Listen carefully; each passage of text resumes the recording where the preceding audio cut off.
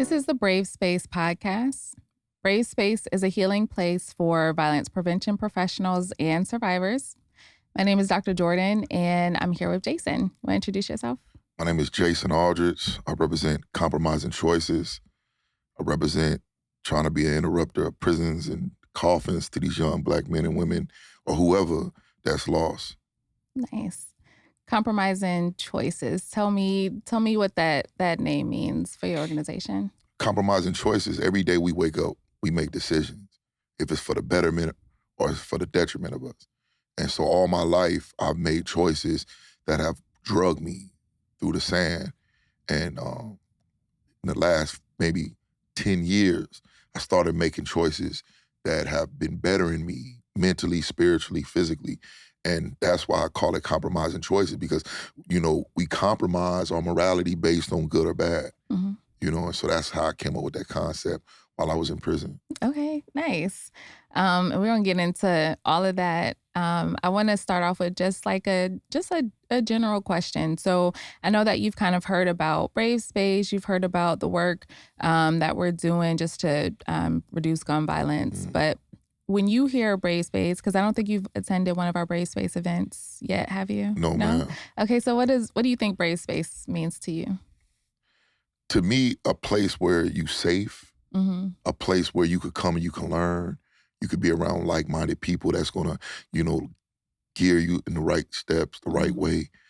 Brave space to me, it just, for some reason, it just feels safe. It just feels like a peaceful setting. Yeah. I like that you mentioned learn too, because, part of this whole podcast is to change the narrative, change the narrative around violence prevention professionals like yourself, how your lived experience has led you to working to reducing gun violence, stopping other young people from picking up a gun. So it is definitely a learning space, definitely a safe space. Yeah. You could say whatever. Some people ask, can you curse? You could do you. Fact. So definitely a safe space. So just get us started. Tell me a little bit about yourself. Where did you grow up? Where are you from?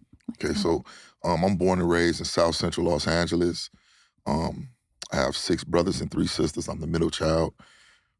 Most of my family lives in California. I have maybe a brother live in Vegas. Gang banged. I was a former gang member, started gang banging back in 92. Mm-hmm. And in and out of juvenile hall, in and out of YAs. I never really was no hustler, no money maker. I was just always the type of dude that I would go put in work and I would destroy other communities and I would always get caught. So I was considered like a jailbird, like somebody that stayed in jail. Mm-hmm. So I did all the camps, the placements, the juvenile halls, the YAs, boot camps, the county jails, prison. I did it all. Mm-hmm. So I never really had a childhood where I was just out there because I stayed in jail. My mother and father are living. Both of them were drug addicts growing up. That was some trauma that affected me, and I really kind of tried to sweep it under the rug, but it really affected me. My brothers, they're gang members. 2 of them are passed. They have got killed due to gang violence. I just lived a chaotic life, an abnormal life, and I became a part of that abnormal community doing things that was not sound-minded, and just thinking that it was cool to sag and, get tattoos on my face and body and, shoot at people that look like me, What age, because you said you grew up South Central? South Central Los Angeles. What age did you realize, okay, maybe the environment isn't safe or family life is chaotic? What age do you think you realized that? I woke up when I was maybe 31 is when I woke up. And that's when I was incarcerated here in Georgia. That's when I really realized that my way's not working. I need to figure something else out because it ain't working. The journey that I went through here on my case and in jail is what got me to where I'm at now. So it almost sounds like as an adult, you didn't even realize the impacts of your childhood. Is that? No, I didn't.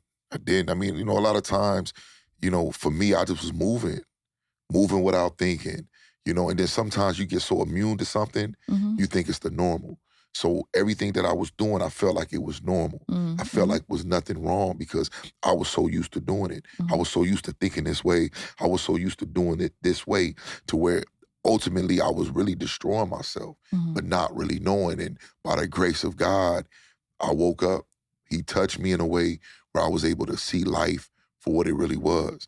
And that's what started me cultivating self-discipline, cultivating a relationship with him, getting mhm, closer to him, and really bringing my true talents out. mm.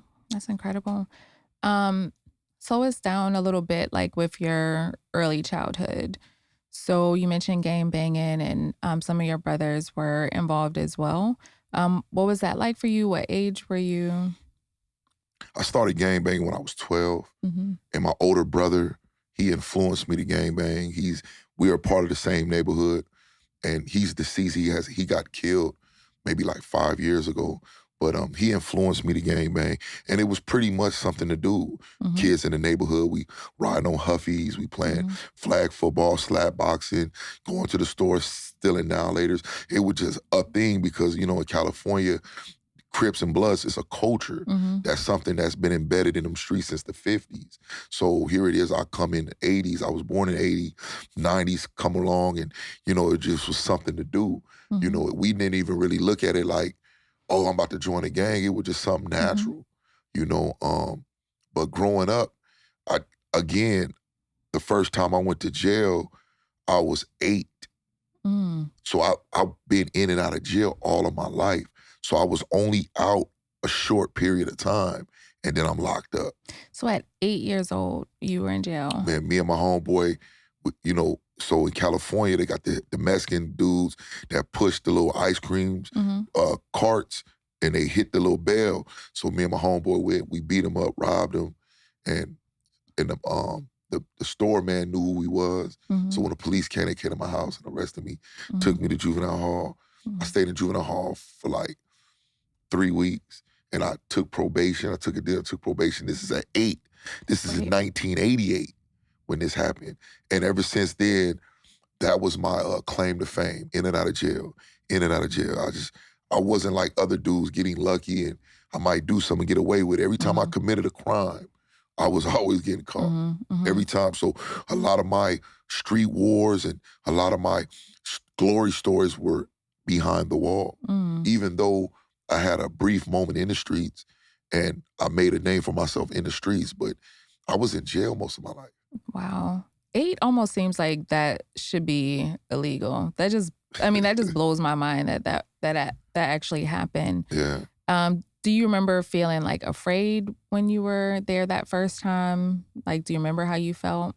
Not really, because a lot of my homeboys that were older than me, they were in and out of jail. Okay. So they used to tell us stories. So it was kind of like, oh yeah. So it was kind of more of like, I can't wait to go. Mhm. Mhm. And it sounds crazy, Mhm. and it is crazy, but at that time, we thinking that's normal. Mhm. My homeboy get out of juvenile hall, he got his muscles, he walking around doing his push-ups, and he's telling us his fight stories and this and that. And so now I'm like, man, in my mind, I'm like, shit, I can't wait to go. Mhm. And when I finally went, I wasn't nervous. I wasn't nervous. I really, the day I got arrested and they took me to juvenile hall, it's called Los Padrinos. When I went, and they put me in the jail, so I laid down and went to sleep. Mm. And then later on that day, when I got up and came out, it was on. I was trying to make a name for myself. Mhm. Anybody I seen that didn't get along with the community I was from, I was fighting them. Mm. Mm. And it's crazy as young men we're thinking like that, but that's what I was on. That's what I idolized. That's what I glamorized when I seen homies get out. I'm like, man, I wanna get on Mhm. swole. I wanna have my long braids and get tatted up. And Yeah. so that was the image that they portrayed in my community, and that was the image I wanted to be. Mhm. So it almost sounds like like older men were influencing you in a way. Is that Older uh, men, even or even even cats 1 or 2 years older than me. mhm. That's not that Yeah. far of a Yeah. gap, but I guess just the street life is what influenced me. You know, I like to hear the sirens. I like to see the graffiti on the wall. I like to see the weed smoke, Mhm. the low riders jumping, and the homies on the corner sagging, and the homegirls walking up and down the street. That excited me. Mhm. I Yeah. I I embraced that lifestyle. Yeah. You know, just being with the homies, being in the hood, hanging out at the park, going to put in work. You know, bumping. You know, the whole uniform dress code, the way we dress, Yeah. the way we stand. It just all of that excited me. Yeah. You know, I wanted to be that. And Mhm. that wasn't the only thing I was exposed to because I have cousins that went to school. I got people that didn't gang bang, Mhm. but it excited me, Mhm. you Mhm. know, and I gravitated towards that. And I felt like doing that was like a badge of honor, Mm. you know? Mhm. And really, I was really headed to a long, long journey of destruction And didn't know it. and didn't Yeah. know it. And I was looking at the destruction in front of me. Homies getting killed, homies getting life in prison. You don't Mhm. see them no more. Homies get put in a wheelchair. I'm looking at it. Mhm. Before I even get to that point, I'm looking at it. But I'm just like, man, that's just the way of the streets. Mhm. That's just the code of the streets. Or that's like, that just come with the territory. And it's like I'm sitting there looking at the homeboy just get life for a murder or get life for armed robbery. And I'm sitting there doing the same thing he doing. And And now, not making the connection between that could be you. yeah, Mhm. pretty Mhm. much. Yeah. You mentioned something too that it sounds like some of the people in the neighborhood were also like glorifying that lifestyle, which I'm sure made it more attractive, which is almost kind of like the opposite of what violence prevention professionals are doing today, right? It's not glorifying that lifestyle. It's more so highlighting like these are the real consequences or Mm, these are the real outcomes of your choices, right? Like mm. compromising choices. Do you think that your early experiences like changes how you talk to young people today about gun violence or gang involvement? I don't know how to answer that question. I just know that when I caught my life sentence here and my brother got killed, then my nephew got killed, and then my grandmother passed away, I realized that I have to die one day. Mm, So I must take my life serious. And from that point on, I started bettering myself. mm, And from bettering myself, I got my GED. And from getting my GED, I became a GED tutor. mhm, And in prison, when you're like a GED tutor, the people in the class are the knuckleheads. mhm, So I have to break up fights and I gotta talk this dude from not quitting. Or if he quits, I gotta go to the building he lives in to try to mhm, convince him to come back. So I was good at it. And so I said, you know what, man, I need to start doing this more often. mhm, And I started having, after our social studies lessons, started having like discussions about how to get out of prison mm, and stay out. You know, mm, how to control your emotions. mhm. And then it took off from there. Yeah. So it wasn't a calling for me. It was a calling that I didn't see. I did it from me changing and then for me in the detail that I had being a Mhm. GD tutor and it just navigated and blended in the right way. And it was, Just you know, kind of happened. Yeah. So you said you were in and out of prison since or jails since about 8, since I was 8. since you were 8. What were some of the circumstances, if you can say? Well, the first one we robbed a Mexican ice cream truck. The second one, I got caught with a gun. One of them, we robbed a grocery store. Me and my homie robbed a grocery store in '96. Another one, I got into a shootout Mhm, with my enemies. Thank God nobody got killed, but I went to mhm, jail for that. Um, Another one, we robbed a grocery store, and that's what made me do my 8 years in California prison. Um, Here, I committed, you know, I was locked up for murder. mhm, You know, it was a drug deal that went bad, and in the midst of that, someone life was taken. mhm. Um, that's pretty much. I mean, the list goes on. Just here and there, getting caught with weed or getting caught with a gun, or getting fighting at school and not stopping, and Mhm, they taking me to jail because I've always been on probation. mhm, So anytime I do anything on the streets, that's a violation. They mhm, taking me to jail. mhm, So a fist fight that two people might have to where it's a breakup suspension for me I'm going to jail because I'm on probation. Mhm. And then I was a great fighter, so I'm fighting a dude. I might knock his tooth out or break his jaw or something. Now I'm going to jail for that. Yeah. And I'm going back to camp for 6 months here, 7 months here, 13 months here. As I get older, I started doing longer bids. Mhm. Bids meaning sentences, and so, Yeah. yeah. Yeah. So at 31, was that the last time that you went to prison around that age? So the last time I went to prison, I got locked up in 2007. 2007. I was 26. You were 26. What happened between 26 and 31 when you said you kind of woke up? So I was locked up for murder and armed robbery here in Georgia. Mhm. And I fought. I went to trial and I lost. And they gave me life in 20. Mm. So when they gave me the life in 20, I still didn't feel it. Mhm. My thing was, I'm gonna try to beat it and get out. So I went down to prison, going to the law library. I'm studying.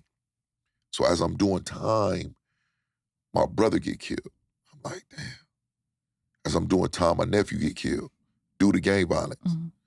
As I'm doing time, my grandmother died of cancer. And I'm just like, damn. As I'm doing time, my auntie died of cancer. So people are leaving me Mm. permanently while I'm in jail. And so that hit me. And so one day I was sitting there and I was in the day room and I was watching TV and I was just like, damn. I said, man, one day I gotta die. Mhm. And I never thought about death until then. Mhm. You just live your life, and I was living suicidal. I was doing things that put my livelihood in danger. But I said, man, one day I gotta die. And when I had that thought in my mind, I said, I gotta take my life serious. Mm. And that's what I started doing. I started reading. One of the dudes I read about, his name is Charles Hamilton Houston. Mhm. He was a part of the Jim Crow era. He was an attorney, African-American brother. I started reading about Martin Luther King, Marcus Garvey. Mhm. I started reading about brothers and sisters that was going through hell. Because growing up, I knew about slavery. Mhm. I knew about the Jim Crow in the South a little bit, Mhm. but not much. And then when I started studying and started really realizing that Black people have been through hell Mhm. in America. I'm talking about hell. Right. It's like, you know what? I don't want to be continually contributing to destroying another brother or sister's life, man. Mm. Mm. Trying to trick this female officer and doing something, or, instigating this dude to get stabbed or beat up. I said, man, I'm done. Mm. I'm done. And Mhm. got my GED. I enrolled in college online courses, and I became a GED Mhm. tutor. And from there, I started working with the youngsters Mm. because they still respected me because of who I was. And I utilized that in a good way. Yeah. And it worked. And one of the deputy warden at the prison I was in, she said, you ever thought about going and becoming an evidence-based mentor? And I said, nah. So she sent me, I took the course, I passed, I got my certificate, Mhm. and then they gave me 2 classes to facilitate. One of them was called Man in the Mirror, Mhm. and the other one was called Fatherhood. And I facilitated both classes, and it was maybe like each class 15 Mhm. gentlemen in there, and it was a ballpark hit, and Tell me about the class. Like, so there's Man in the Mirror, and you said a fatherhood Fatherhood class, and this was while you were in prison. while I was in prison. Tell me about those two So classes. Man in the Mirror is based on looking at yourself. Mhm. Because a lot of times we always want to say, they hating on me or they don't like me or, they got something against me. And a lot of times we don't look at ourselves. Mhm. A lot of times we look at all these issues that's coming around or I don't fool with this individual. And sometimes it might be them, Right. but sometimes you got to look at yourself. And so Man in the Mirror was based on looking at you. Let me see what am I doing wrong? Mhm. What is my flaws? What is my hangups? Mhm. And let me get my hangups right. Let me get right and exact. And that's what that was about, Man in the Mirror. And, I was exposing people. And when I mean exposing them, I was exposing them to their rhetoric. Mm. And Mhm. then once they was exposed, let's correct it. How can we correct it? What's the best way to correct it? How can we go about being better men? Yeah. You know? Instead of always thinking negative, always thinking that somebody's out to get you or somebody's getting over on you. Well, hell, what are you doing to be having these conflicts? Mm-hmm. You know? And so that was that. And then fatherhood was based on men who have children. Mm-hmm. Now, I don't have kids, Mm-hmm. but I have nephews. Mm-hmm. I have nieces. So that was about being a better father. Mm-hmm. And if you weren't a father, being a better uncle or a better leader in your community Mm-hmm. as a father figure. And we went through methods and we read through books and, we brainstormed. Yeah. And what I liked about it was a mixture of people. It was white dudes, it was black dudes, and it was a few Mexican dudes in there. Mm-hmm. And I was the facilitator, and we didn't have people that was taking the course left field or was arguing. We all was really into it. Yeah. And we all enjoyed the curriculum Mm-hmm. to the point to where the warden would come in there, sit and listen, and they'd be raising their hand like, oh no. Like they And so want to it was, participate. yeah, and it was good. And so they was mad but happy when I left Mm-hmm. because I paroled. Yeah. They was like, man, what we gonna do now? I said, continue. Uh-huh. Continue, bro. Continue. Did you train someone to take your spot? To be honest with you, we trained each other. Everybody in there was, because it was new for me. Mm-hmm. And so we all helped each other. Yeah.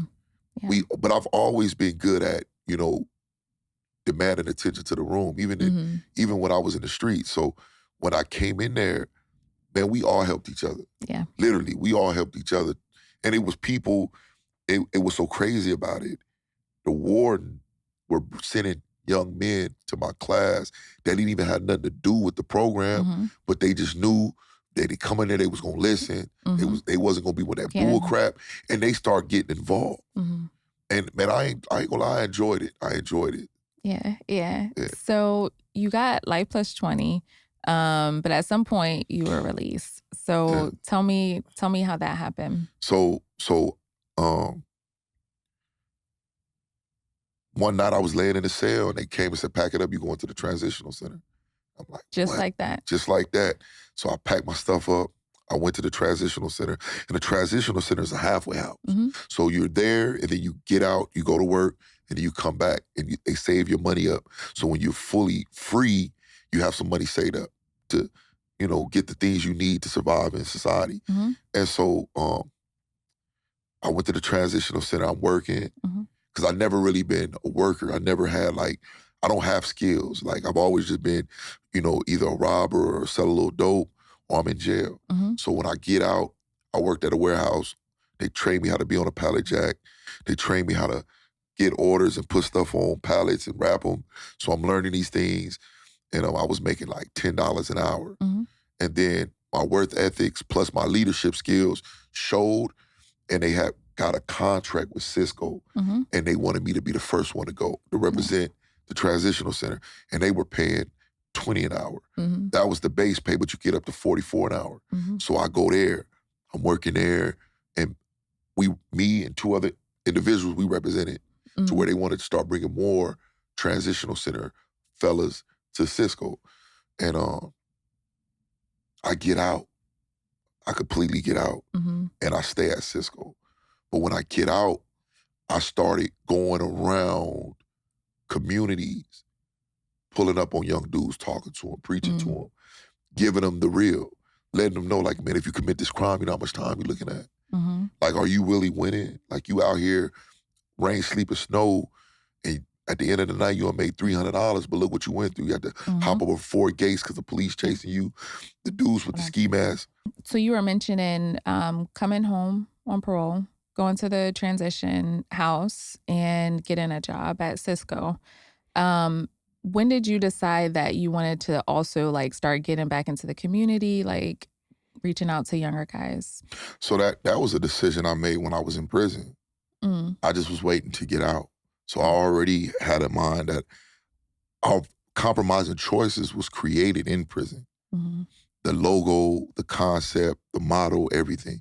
And so before I got out, I was already saying what I was gonna do.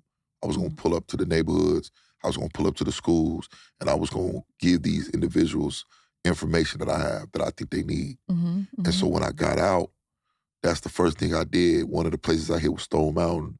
I went out there to some of the areas that I used to be at before I caught this case, and I would see dudes out there hanging, guns on them, all that. And I would hop Mhm. out, you know, inviting, I wouldn't come, because, I'm a big black dude. So when they see, they Mhm. like, oh, man, what's up with this Yeah. dude? So I pulled up peacefully, like, hey, can I holler at y'all? And I started giving them the news. And the Mm. news was, hey, man, them folks ain't playing with this time. Mm. Life is 30 years, bro. And that's even if they let you out. It's not guaranteed that you're going to get out on a life sentence. Mhm. Hey, Mhm. man, they got jobs at Cisco. They hiring, bro. Health insurance, dental, vision, they pay. I'm giving them the game. I'm giving them the news. The Mhm. news is positive news. The news is stay out of trouble, man. Mhm. Let's live life. Let's stop being couch potatoes and vagabonds and zombies, and let's wake up and become men. Mhm. That's the news I was giving them. Mhm. 'Cause you really weren't expecting to get out, I was expecting or to get out, okay. but not when they told me to pack it up, Okay. because my actual out date was 2028. Mhm. So I was expecting to get out close to that. Okay. But when they told me to pack it up and come to the transitional center, I knew it was over with. And what year was that? That was It in was 2022. okay. No, that was 2021. Okay. Okay, when they told you that you were going to the Transitional transition. center. And I And spent the year there, okay. and I got out in 2000. I was free. I was a free man 2022. What was it like coming back to experiencing freedom? Was it a hard adjustment? Like, what was it like? It was confusing. I was lost.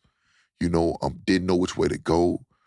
When I got out, I bought me a car, and when I got on the freeway, I just pulled over because I just felt like the cars were going too Mm. fast. So Mhm. I had to get off and drive the streets for a while Mm. until I started, you know, having the courage to get back on the freeway. The dating scene, Mhm. was crazy for me. Bills, how to get credit cards, and Mhm. how to open up account, all that stuff. It might be simple, and it is, but for me, Yeah. it was confusing. I was making a lot of bad decisions. Mhm. Getting a car where the interest rate was 14.9%, Mhm. not knowing, like, man, let me find something else. You know, just it it got and I'm about to call. Hold on. Man, got some like incense, so I'm about to call. But it got to the point to where I start getting depressed, Mm. because I would just, I'm going to the clubs every night. I'm hanging out. I'm dating 4 or 5 different women. I'm drinking, and it just, because stuff just started getting overwhelming. Mhm. And I didn't want to fail, but I felt like I was failing. But in reality, I really was doing good and didn't know it. Mm. I got a Navy Federal account. I got a brand new 2023 car. I got a job. I got money in my savings. But for some reason, I felt like I wasn't doing what I was supposed to do, and it became depressed. And Mm. then I was nervous that I might run into some of the dudes that I, got into it with, or Mhm. some of the dudes that I had issues with before I caught my case. I don't have a gun on me, but Mhm. everybody got guns. Mhm. So that was kind of like a trauma to me, just to be around people and they got guns and not know if somebody see me that recognize me. And Right. so that was something that was nervous, and I was going through. Did you have support during that time? Like when you and I want to come back to just the impact of like losing family while you were incarcerated, but when you did come home, did you have support? Yes and no, because all of my family's in California. Mhm. I'm the only one here. Um, I didn't have no support here. It was just me. It was just me. But my mother was supportive as much as she could, because Mhm. my mom was still dealing with her addiction. Mhm. You know, my father, he, to be honest with you, I had spiritual support, but when it came to like tangible support, I Mhm. I carried my own weight. I got out, I had money saved up, and I got in the groove of things as if I never left. Mm. But mentally, I was lost. I was confused, but Mm. no, I didn't have no support. Mhm. What kind of spiritual support did you have? My mom praying for me, giving me good, encouraging words. My aunts praying for me. Uh, my my sister and them praying for me, giving me encouraging words. Every time we talk, they're trying to put a smile on my face. Mhm. They're giving me words of, don't go back. We're rooting for you. We want you Mhm. to stay out. We need you out here. You are a king. You are great. You have talents. Show them talents. Don't Mhm. take them to the grave with you, man. And so that aspect is what made me say, I need to keep pushing forward Mhm. because of my mom, Yeah. because of my sisters and then my nieces and nephews, Mhm. because of my brother and them. That support I needed. When Mhm. it came to the finances, I didn't get out. Nobody bought me anything. Nobody gave me clothes. Because Mhm. typically when you get out, people look out for you. Yeah. To be honest with you, I was looking out for people, Mm. paying my mom's rent, loaning my brother some money. Because I got out, I was straight. Mhm. So in that aspect, I was good, Mhm. but Yeah. What kind of impact did it have on you from losing so much family while you were in prison? when my brother got killed, that devastated me. When he got killed, that devastated me. But I knew it was coming, either that or jail, because he was out there in the streets. Um, when my nephew got killed, I was devastated, but I knew it was coming because he was in the streets.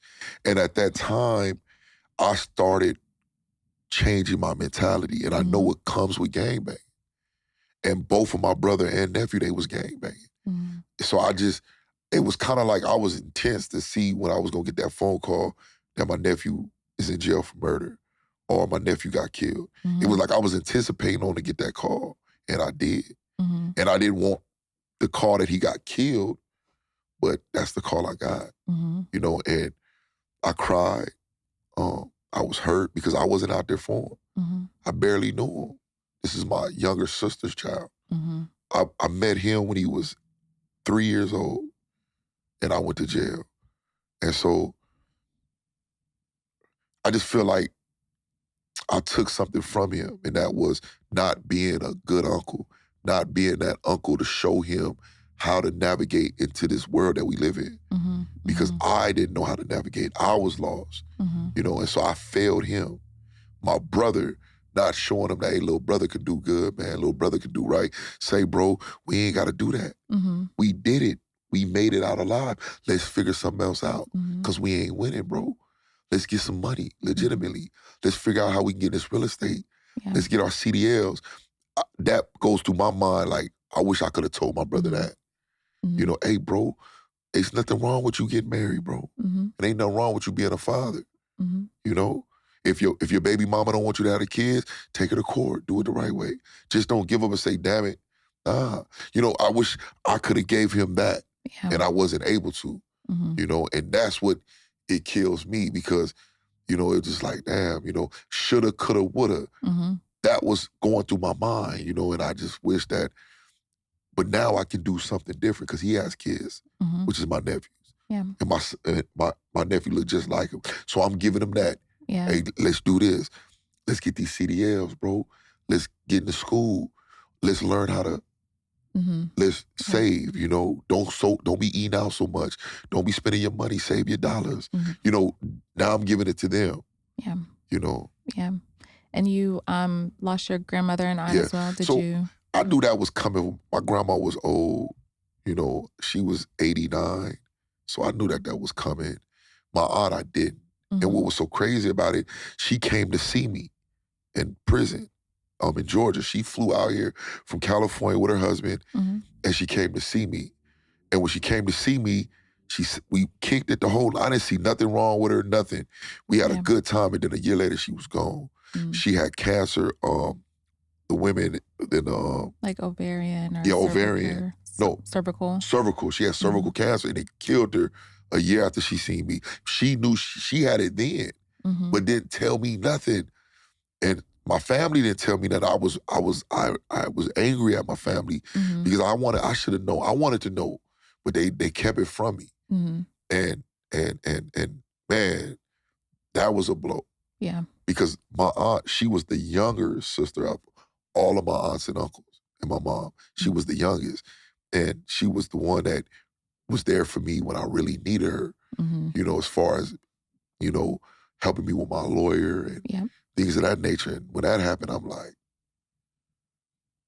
but Yeah.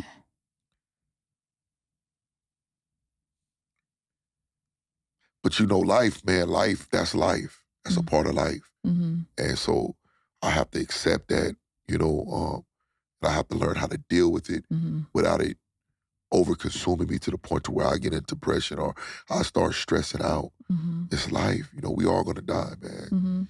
It Mhm. hurts because I could never see her again. She can't see what I'm doing now, Yeah. and that's what kills me.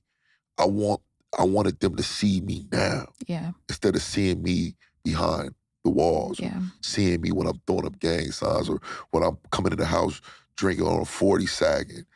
I wanted them to see me, my pants pulled up. Yeah. How you doing today? Speaking, Mhm. doing what normal people do, good, decent people do. Mhm. Yeah. What do you think she would say to you now if I she knew love you? you. Yeah. I love you, brother. And my aunt was, it's like she's real Afrocentric, so Mhm. she like it's about time you brothers done woke up.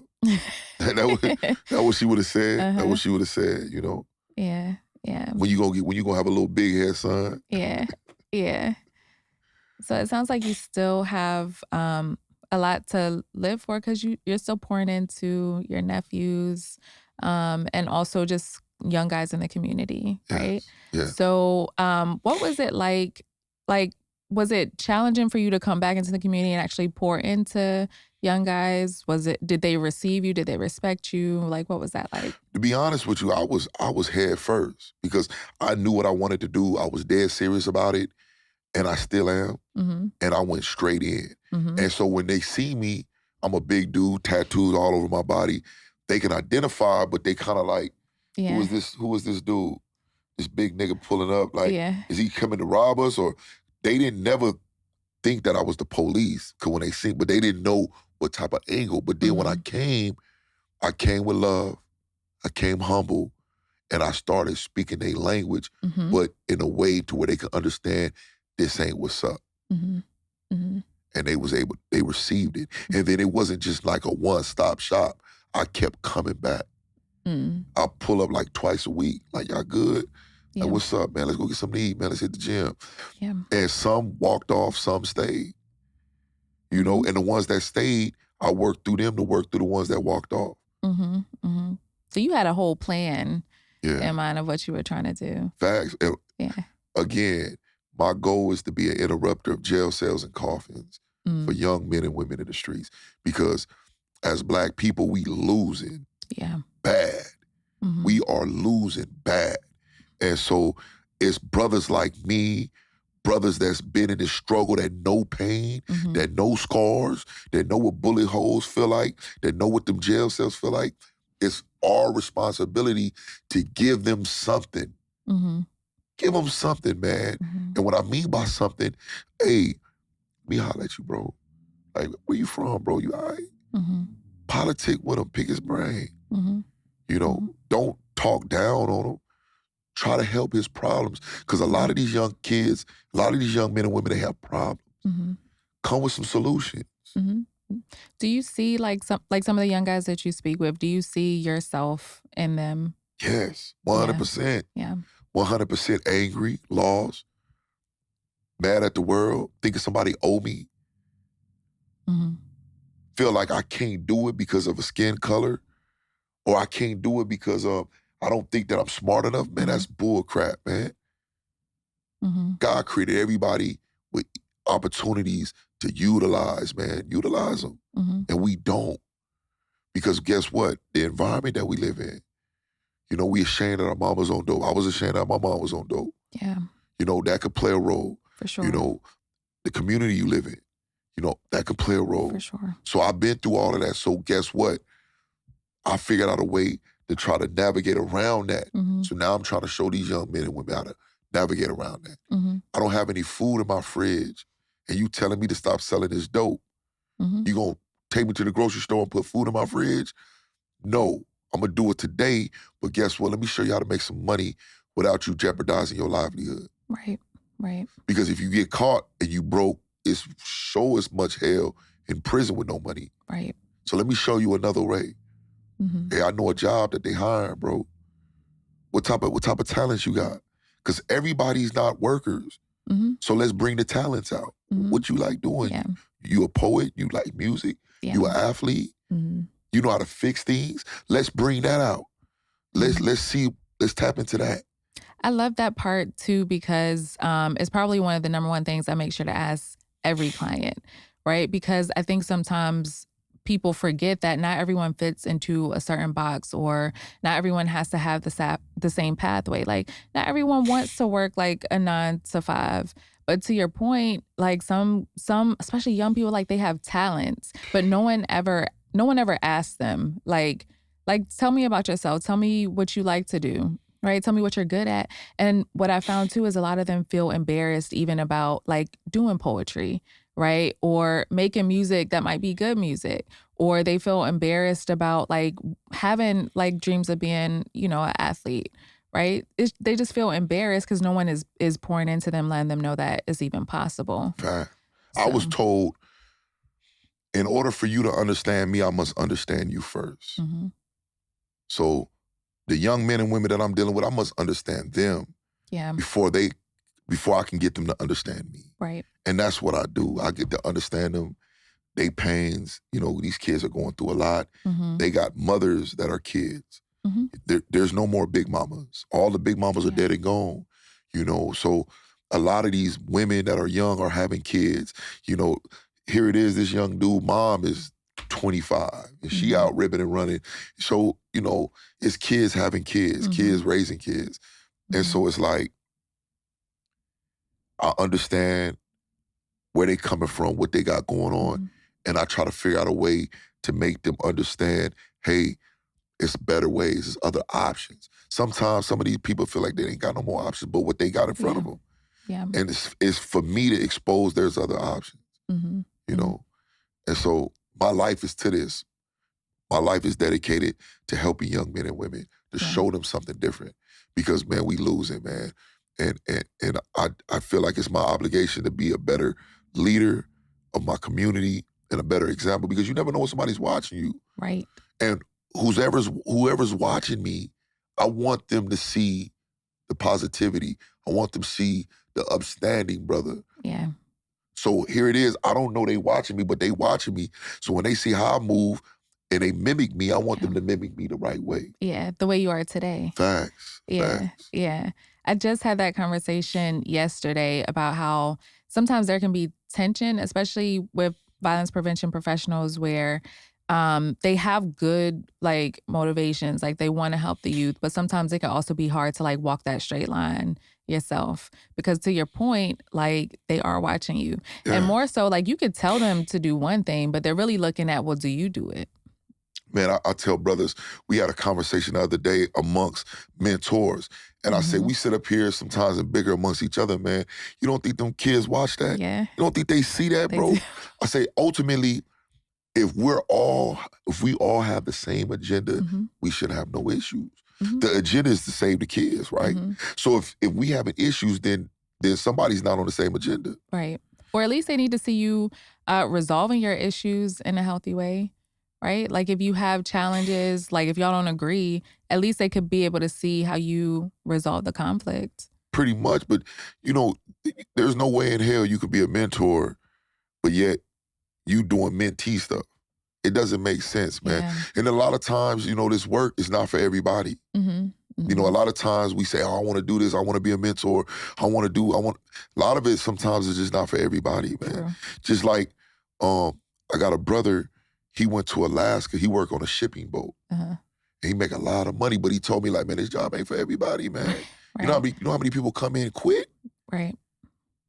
The return rate is big, man. So my thing is, man, you know, if you really about this, be about it, bro. Mhm. Know that it ain't about your emotions. The bigger Mhm. picture is trying to say these kids, Mhm.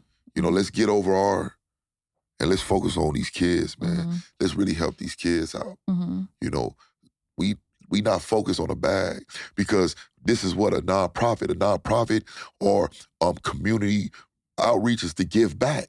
Right. You not receiving, you giving back, bro. Right. Right. That's the whole concept of going out here helping is to give back. Right. So you're not about to get rich off of this. You're not about, it's to give back. Period, Yes. man. Yeah. And a Yeah. lot of times people come in for the wrong reasons, man. And for me, when I see that, I don't expose it. I just try to be the best I can in front of them Mhm. so they can see it and be like, you know what? Maybe I can rub off on Yeah. them. And, you Yeah, know, for sure. What do you feel like is the biggest challenge for young people these days, especially the ones that you encounter?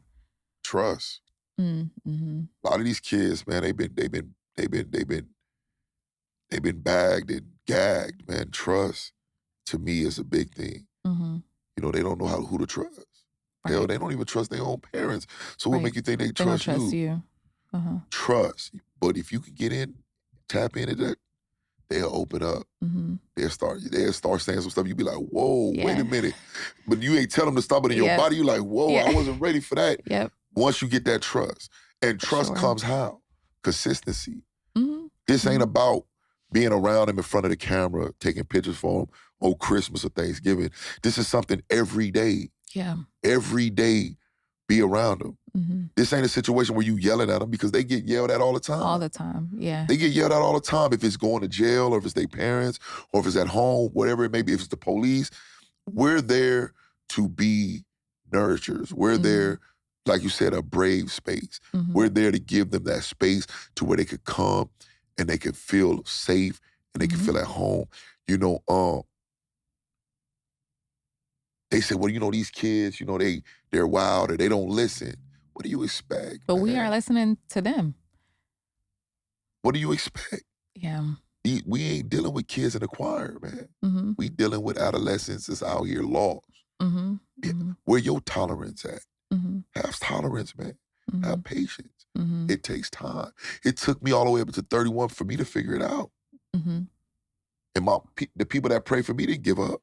Right. It takes time, man. Yeah. And I tell people, like, you know, working with kids or working with youth, you gotta have tolerance. Mhm. A lot of people don't have that. Here it is, you might be in a daycare and you got kids crying all day. Some people can't take that. For sure. Some people can. If you can't, get out the way For and sure. let the ones that really can handle this and got the tolerance to handle the business. Mhm. Are there any parts of like the work that you're doing today that kind of like trigger you or bring up like difficult memories that just make this work hard to keep doing?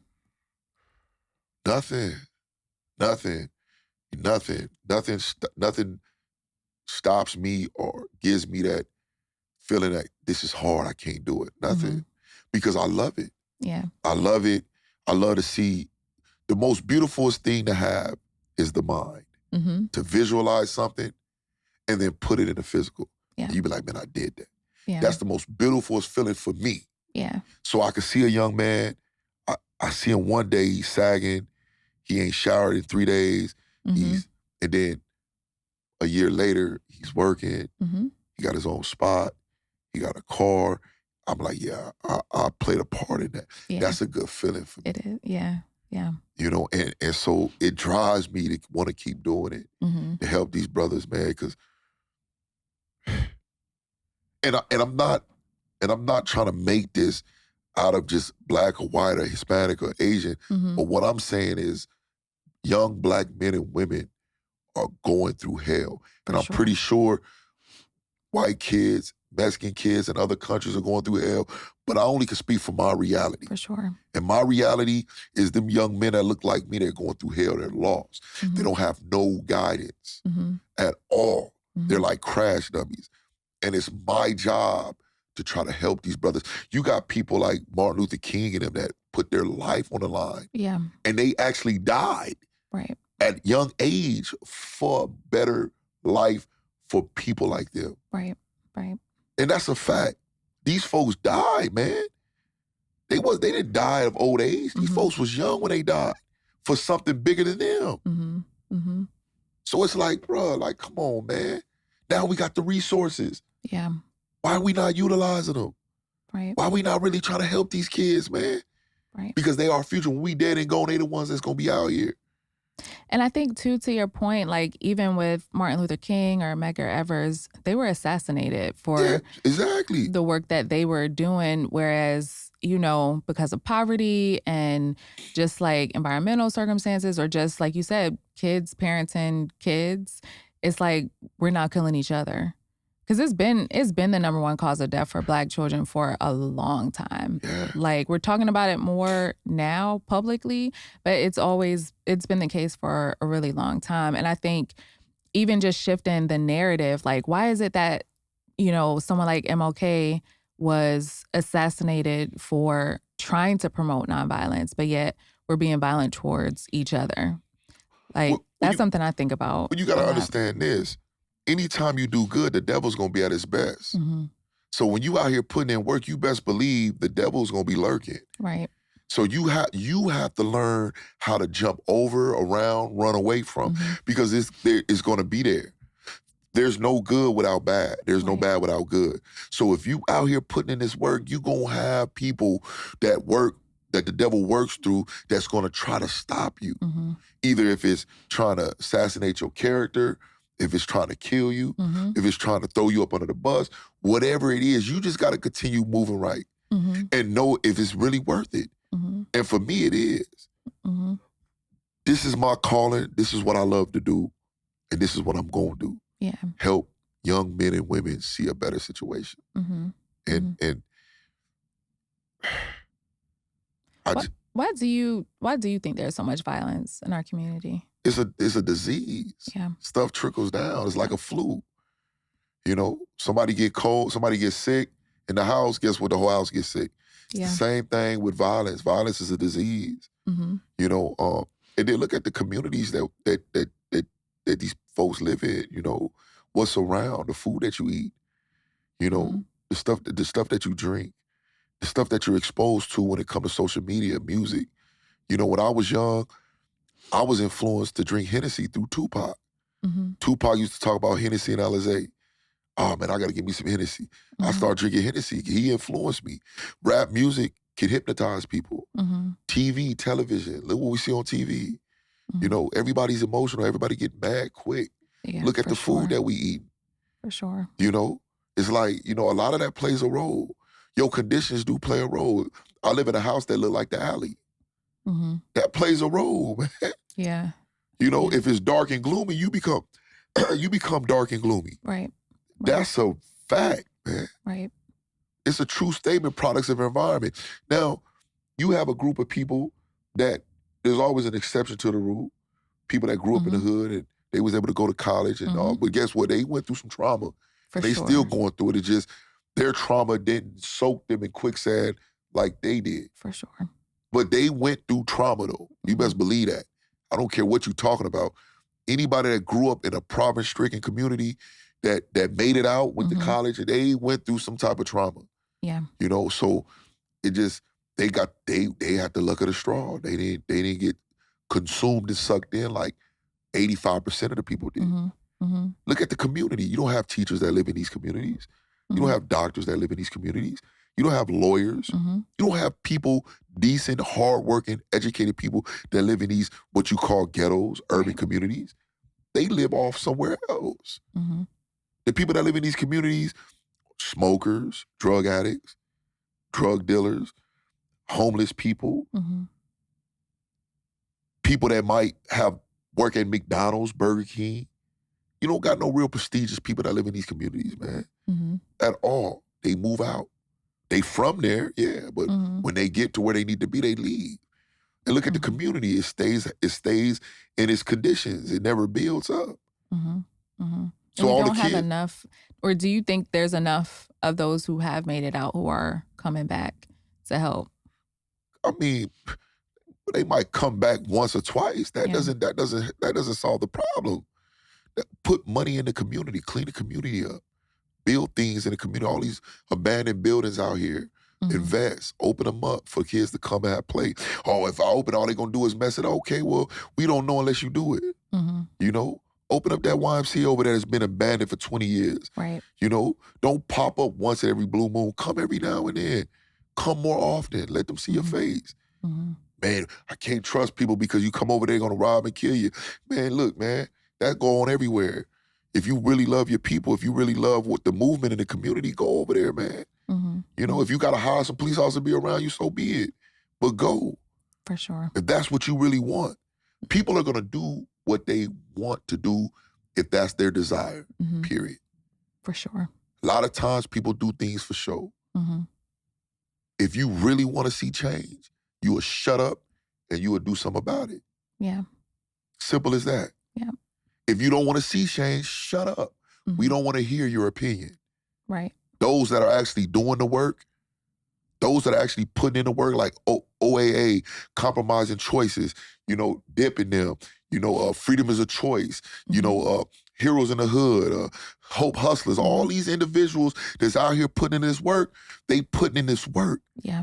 We don't want to hear your comments. Shut up. If you're not willing to come out here, put your shoes on and put in the work. We're not trying to hear it. And I salute all them nonprofits out there, man, that I just gave shout outs to, because they out here and they really putting in this work. They're making a difference. Brave Space, you know, the wraparound services at Grady. Right. You know, all these individuals is putting in this work, man.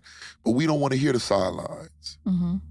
We don't want to hear that, you know? And so but I challenge brothers and sisters that's on the sideline, man, come, and it ain't that bad. Yeah. I'm not from here, you know, and I go into communities and I'm not afraid of my people. I'm not dumb. I'm not gonna walk through an alley and I see 5 people with guns in their hand with ski masks looking like they about to rob somebody. And I'm not Right. dumb, but at the same time, you have to use sense with Brave Space. Yeah. Yeah, And for sure. go out there and handle the business. Yeah. You know, and if you're timid, then hey, donate. Right. Because we can Right. always use finances. Right. Everybody Contribute. should be contributing, like wherever they are. Right.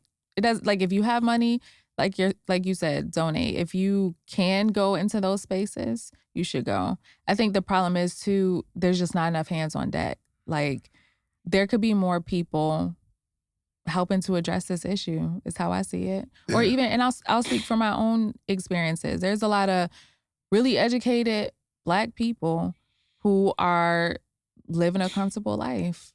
And it's like, listen, like our Black boys and girls, like they're dying in the street. Right. And I have a real problem with that because we have the education, right? We can go into certain rooms, get certain dollars, but we want to live comfortable. Right. But they need to see, like to your point earlier, they need to see people who maybe are teachers or doctors, lawyers, educators coming back to say like, here's an option, right? If anything else, here's an option for you. It might not be for you, but here's an option. Man, balance right? it out, Yeah. man.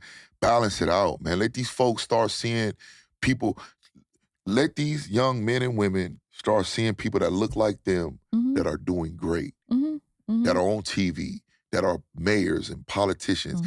They shouldn't have to see them when it's Christmas or Thanksgiving. Right. They shouldn't have to see them when they're trying to be reelected. They should be able to see them on a regular. You know what I'm saying? If you really saying you want to see the change. Because you have to be in their face. You got to be consistent with these folks. It ain't no, I give you this eloquent speech and then you don't see me for 30 days or you don't see me for 6 months. Nah, you got to be around. You got to be around. You got to kick it. You also have to want to be around because, you know what I mean? Like you have to be authentic. You have to really want to engage these youth because they can tell. Like to your point about trust, like they can tell whether or not like you're really here. Like you're really here for them, whether or not you really care. Right. And even with the police officers, man, you know, it's a lot of African-American police officers in Atlanta. Look, man, y'all counselors too. Yeah. It ain't always about putting your boot on the neck. It ain't always about you shooting somebody. You got a job to do, but hey, man, there's nothing wrong with you. Hey, how y'all brothers doing today? Hey, man, y'all see the Lakers play the Hawks, man? I mean, you see that game? It ain't about riding by mean mugging them and they mean mugging you. Everybody got their fangs out. Nah, man, somebody got to break the ice. Who gonna be the adult here? Who gonna be the the decent person to say, hey man, good morning, y'all Mhm. good? Mhm. Like, Who's man, gonna be the leader in this? that's what I'm saying. Yeah. So that's what I'm on. That's what I want to see. I want to see people step up to the plate and really love their neighbor. Mhm. Really love their neighbor. Yeah. Genuinely is concerned about your well-being. Yeah. Instead of just doing it because it's just a practice that you just been doing it. Hey, good morning. Nah, really say good Mhm. morning. Really mean it, man. Mhm. Mhm. Like, really invest your time, your energy into these young people because it just blows my mind. Like, even, like, the clients that I work with, I'm like, "You could be in my family." You know what I mean? Or matter of fact, you look like someone in my family. Right. Or the way we interact, it feels very much like family. So, like, why would I not try to invest in you or to pour into you, you People know? people don't have concern about things until it affect them. Very true. And so it's like a lot, and I'm not saying all people, because of course Mhm. we're doing the work. She's even doing the work. We're Mhm. all moving, but a lot of people don't concern themselves with matters unless it affect them. Mhm. And it could affect them as their son get killed or somebody break into their home. Mhm. Now they want to, we need, well, you Yeah. see the problem before it affected you, Yeah. figure out a way to help. Yeah. Yeah. A lot of people do think that, well, if it doesn't affect me, maybe I can't even like address it. And I don't think that's true. And I actually had a young guy, one of my clients, tell me the other day, we were just having this kind of back and forth conversation about he didn't think that he had value to speak up. We were doing a brave space. He didn't think he had enough value to speak up. And I'm like, no, like everything you've been through and everything you haven't been through is still valuable for other people to hear. And I was like, I'm counseling you, but like I've never been shot, right? It really doesn't make a difference because I'm giving what I can give. Fact. And then someone like Jason, like you give what you can give, and all together, like it adds up to having an impact, right? It's not just about like, I have to have gone through everything you've gone through. And I think a lot of people are waiting, like, oh, if I haven't been through it, then, it's not my problem. Like, it is your problem. Man, people need to wake up, because I'm gonna tell you something. The way things are going with the elections, and Mhm. as time move on, things are gonna start getting harder. For sure. Things are gonna start getting to a point to where a lot of people that was barely hanging on, Mhm. they ain't gonna be able to hang on. Mhm. Either you this or you that, Mhm. and it takes sound-minded individuals to utilize their brain, figure out, and solve. Mhm. And so I just challenge brothers and sisters, man, Mhm. that know struggle, that been through struggle, that have changed their lives. Love your neighbor Mhm. genuinely, and really put your heart out there to help these kids. And it don't mean you might not be the person to go physically do it. Right. You might can donate, or you might can, you know, you gotta have a space we can use Mhm. every now and then. For sure. Whatever it may be, we all have to contribute in some form or fashion Uh-huh. if we really want to get this thing right. For sure. And I just being honest with you. Yeah, yeah. No, I love your passion, and then, also that you have, like, something tangible that you've done, right? So you started Compromising Choices. So tell me, like, what year did you start it? Like, what are some wins that you've had since you got into that? So I started Compromising Choices in 2018. And ultimately ultimately I focus on gang members. I focus on men and women that are in gangs, Mhm. and I try to change their agenda.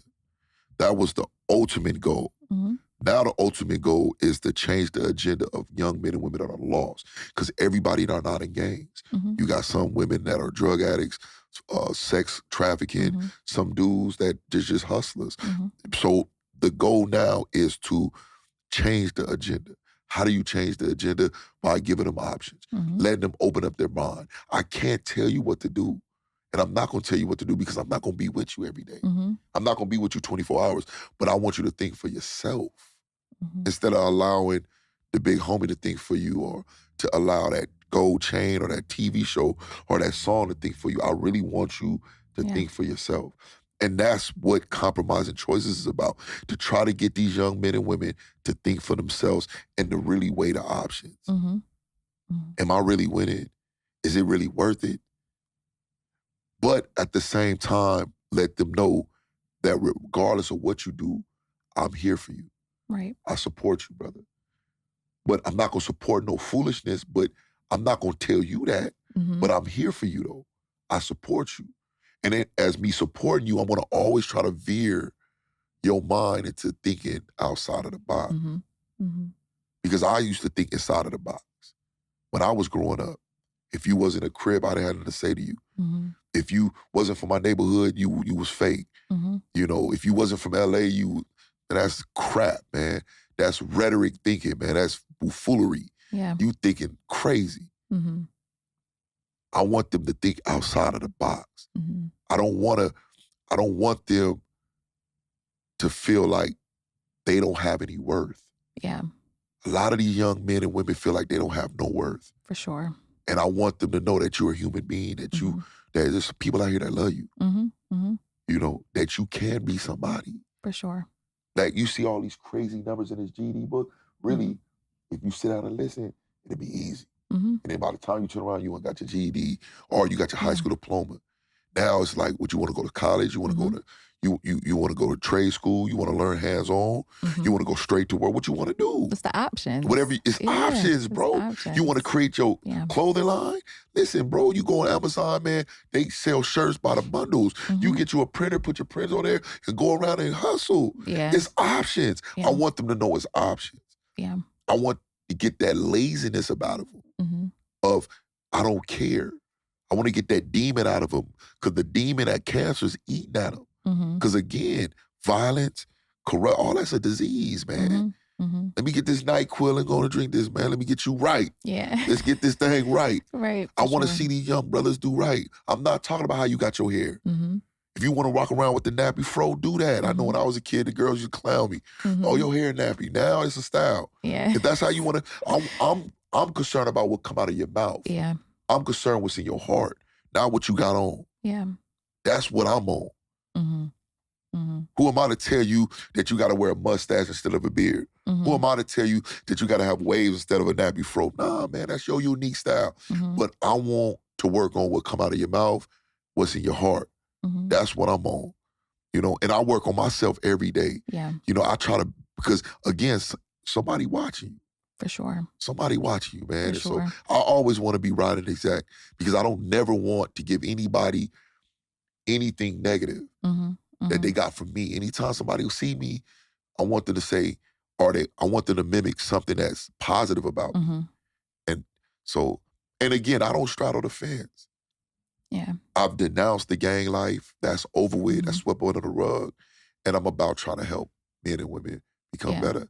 And I love it, man. It feel Yeah. good. Yeah. It feel good. Yeah. And I like too, even how you talked about options, but then you also like have clear ways to help them get to it, right? Like you can go on Amazon, you can get your shirts. Cause what's missing a lot of times is, okay, if I just tell you what the options are, but I don't show you the steps to actually make it Facts. happen, it makes no Yeah, difference. you got to give them the Right. steps. Yeah, You got to for give them the sure. steps. And sometimes you might got to be there with them. Hmm. If they, hey, well, can you show me? Yeah, I got you, bam. Look, you can go on Amazon, you can search and see, you can get some shirts like, okay, Hmm. for a bundle, you can get that for this. Matter of fact, man, I got a few dollars, I'll help you out, Yeah.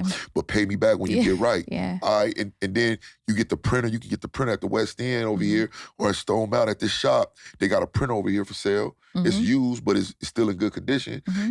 Now you got the printer, you already got your logo, your little whatever you Hmm. want. You start pressing it, you start wearing it, Hmm. and then you Yeah. start selling it, bro. Yep. Don't try to knock somebody else out their head. Charge $10 a shirt, Hmm. $5 a shirt. That's a hustle. That's Yeah. a legitimate hustle. Yeah. You Yeah. know, go on and get your whatever credentials you need so you can sell clothes so you won't get Yep. caught up. That's easy. It Hmm. ain't nothing but going on the computer. You show them these things. Hmm. I Hmm. got my business license, bro. It's easy, bro. Yeah. And it Yeah. feel good when you start making money. Yeah. Show them that.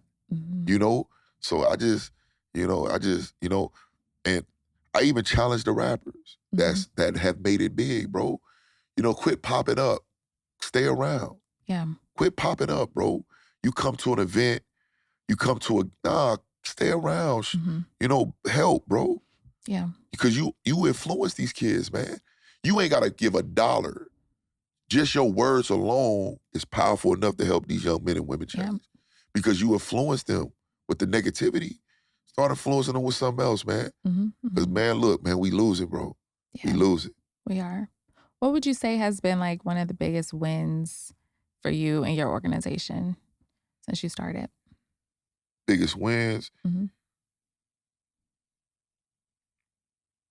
keeping people from going to prison, saving lives, Mhm. where the situation could have been deadly, Mhm. detrimental, Yeah. able to stop it. Them is my wins. Yeah. Knowing that this young man was about to get killed, and I was Mhm. able to talk to Tom, Tim, and Jerry and was able to squash it. Yeah. That's like, Yeah. that's a win. For That's the sure. W. Yeah. Able Yeah. to talk sense to him and talk to his probation officer and the judge, preventing him from going to jail. And he's staying out. Mhm. That's a win for me. Mhm. That's a big win. That's a big win. That's a win for me. How do you plan to, like, grow your organization? Is it just you working? Do you plan to grow Um, it? so I'm learning. So I work with other organizations and Mhm. I'm learning from them Mhm. so I can know how to craft minds Mhm. and I can go about it the right way. Um, when it comes to the talk, when it comes to grabbing attention, I got that Mhm. mastered. But when it comes to just, learning how to get grants and Mhm. learning how to do it on a corporate level to where it expands and, orchestrate things, I'm still learning that. Mhm. Yeah. And so me being around other people like, all the other nonprofits that's out here, Mhm. learning from them, Mothers Against Gang Violence. Yep. I learned from TK, I learned from Omar Howard. I learned from, Arthur Powell, Deborah, Hope Hustlers, and, the list goes on, Mhm. sitting and watching them when they have their Zooms and Mhm. when they meet in person and things of that Mhm. nature. I'm there and I'm learning from them and Yeah. I'm learning the craft. Yeah. And from that, I take the positive from all of that and try to incorporate it in minds and build minds up, Yeah. you know, Yeah. so I can become a part of that family. I'm a part of the family Yeah. now, but we all can, my platform can be connected with all them other platforms, Yeah. and we all it's like doors connected, you Yeah. know. Yeah. Oh, you need what? All right, hey, you need your Just send GD? them Send them to there. TK. Yep. Oh, you need this? Send them to Hope Hustlers. Yep. Oh, you need this? Send them to Cure Violence. Oh, you need Mhm. this? Send them to Yeah. OA, Project Safe Neighborhood. And the list goes on, et cetera, et Mhm. cetera. It's like doors, man. Mhm. You look, Mhm. you never ending doors. It never stops. It's the ecosystem, Yeah, right? And we need a little bit of everything in order to be effective. facts. So yeah, so I think your organization is really dope. I'm glad to have met you, had this conversation with you. And then I always tell people that, like, if there is a question you have for me, so that it's like really a brave space, and that I'm, also being open and vulnerable as well, then you can ask a question. So the concept brave space, was them your words or did they come from somebody else? So brave space, it's kind of like safe space. Like it's like a common term. I think in the violence prevention space, I know like the work of Javi, like they started putting on a brave space specifically for violence prevention Mm, professionals. And so we just wanted to offer that same option here in Atlanta. And then a big part of it for me is the fact that, especially doing like therapy for survivors, I get so much like good, rich, like wisdom from young people who have gone through everything. But if it just stays like within those one-on-one conversations, it doesn't have the same impact, mm, right? It's like just like how you're talking about your lived experience in your organization, but now anyone can hear it and it's like they can learn from you, mm, right? And learn how you got to where you are.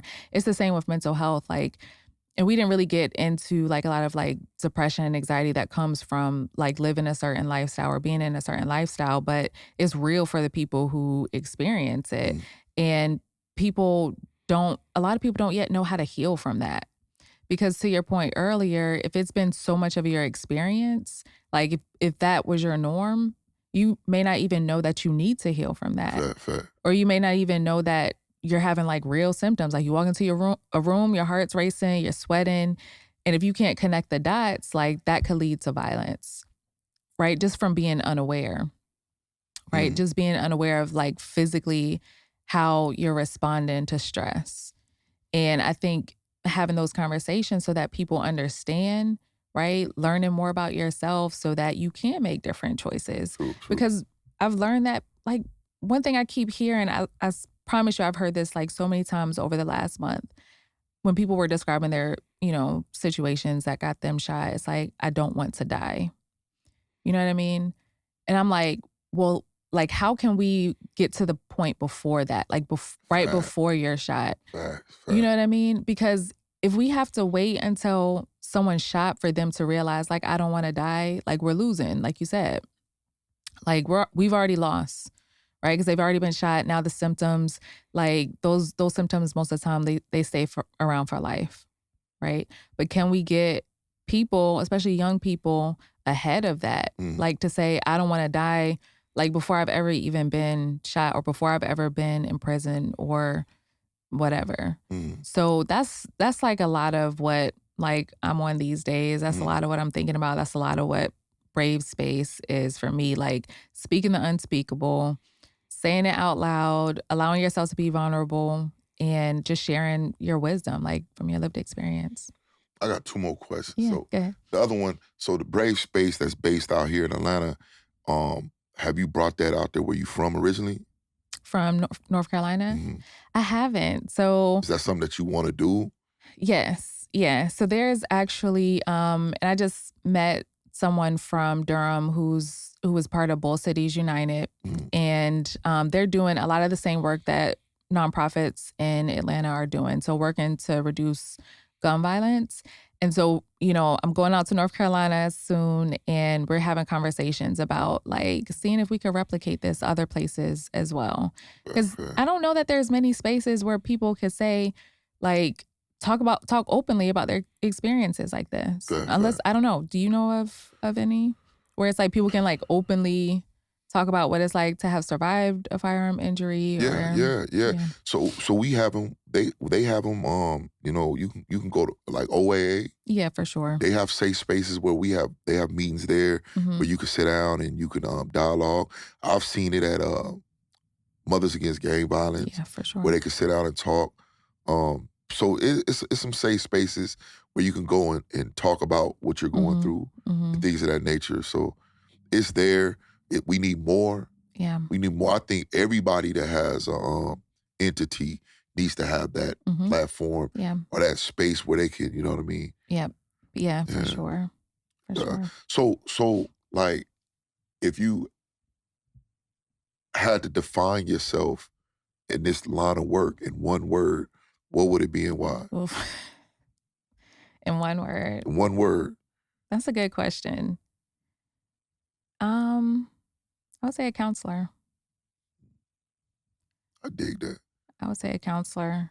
Um, and that's more like spiritual, right? I do think for sure it's like a spiritual gift to be able to counsel someone, to give good advice, to give wise advice, um, with no like real gain to myself. I mean, I get joy, like you mentioned earlier, I get joy out of seeing people transformed and like make this different decisions. Like I feel good about that.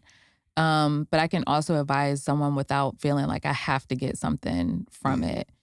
And I think that's really important in this work, right? Because people bring so much to our conversations, uh, like heavy stuff, dark stuff, like deep stuff, like you know what I mean? It's like they literally bring so much. And so to be able to hold space for someone like that, I feel blessed that people even trust me to open up the way they do. Most of my clients have never had therapy before. mm, So, like, I feel blessed that people even, like you said, you didn't know me. You never seen me. nah, You know what I mean? Like, and that's the case for a lot of my clients, but I think they understand, like, I'm really here for what I say I'm here for. And it gives them that first opportunity to say out loud what they've been holding in for so uh, long. So I would say, yeah, that'll counseling. be my one word. I guess my last question was Mhm. can I borrow $3?